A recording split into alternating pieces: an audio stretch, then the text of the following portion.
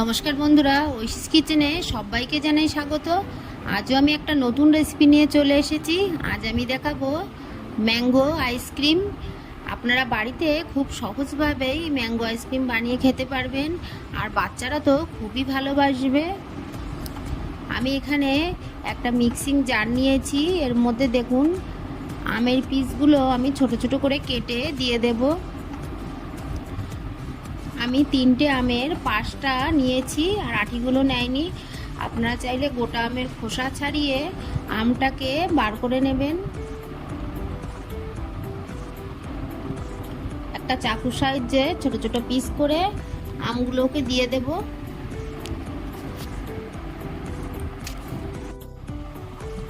এইভাবে আমি সব আম থেকে খোসা বাদ দিয়ে আমগুলোকে বার করে নেব।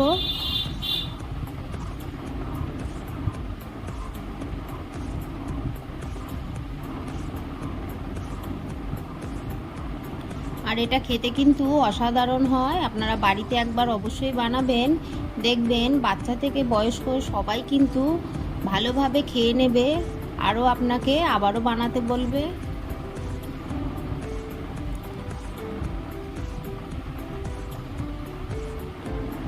তিনটে আমের সাইডের অংশ আমি নিয়ে নিলাম। এবার এর মধ্যে দিয়ে দেব দুধ।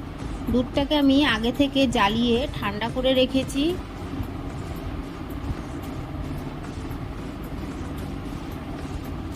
এবার দিয়ে দেব চিনি। চিনিটা আপনারা যতটা মিষ্টি খান সেই মতোই দেবেন। এখানে আমি হিমসাগর আম নিয়েছি। হিমসাগর আম তো এমনিই মিষ্টি, তাই আমি চিনিটা একটু কম দিলাম। মিক্সিং জারে ভালো করে পেস্ট করে নিয়েছি। এবার এটাকে নামিয়ে দেখুন আইসক্রিমের মোল্ড নিয়েছি, এর মধ্যে এবার দিয়ে দেব। এটা খুবই সহজ রেসিপি, কম সময়ে ঘরে থাকা উপকরণ দিয়েই আইসক্রিম বানিয়ে ফেলতে পারবেন। বাচ্চারা তো অনেক সময় আইসক্রিম খাওয়ার বায়না করে, ঝটপট বানিয়ে দেবেন, বাচ্চারা খেয়ে নেবে।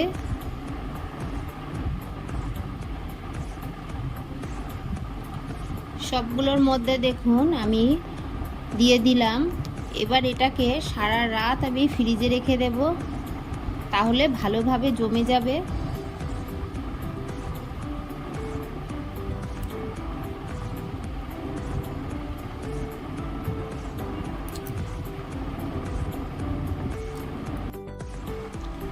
দেখুন এগুলো দিয়ে দেব, তাহলে আর কাঠি লাগবে না।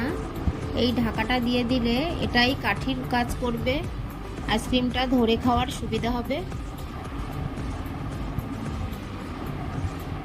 মনে হবে পুরো কেনা আইসক্রিমের মতোই।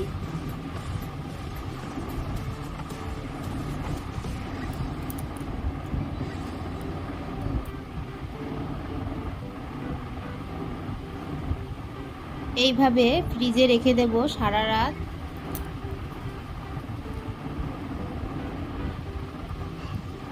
সারা রাত পর দেখুন আমি বার করে এনেছি। আপনাদের একটা একটা করে তুলে দেখাবো কেমন হয়েছে।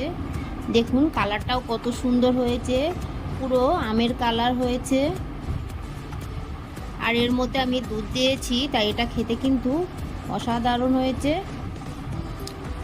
আর কত সহজেই দেখুন মোল্ড থেকে আইসক্রিমটা বেরিয়ে আসছে।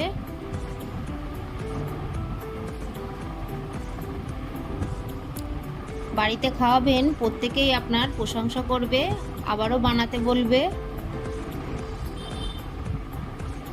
আমার এই রেসিপিটা আপনাদের ভালো লাগলে প্লিজ আমার চ্যানেলটিকে সাবস্ক্রাইব করবেন, পাশে থাকা বেল আইকনটি ক্লিক করে দেবেন, তাহলে আমার নতুন নতুন ভিডিওর নোটিফিকেশান আপনাদের কাছে পৌঁছে যাবে। একটা লাইক করতে ভুলবেন না। ভিডিওটা আপনাদের কেমন লাগলো আমাকে কমেন্ট করে জানাবেন।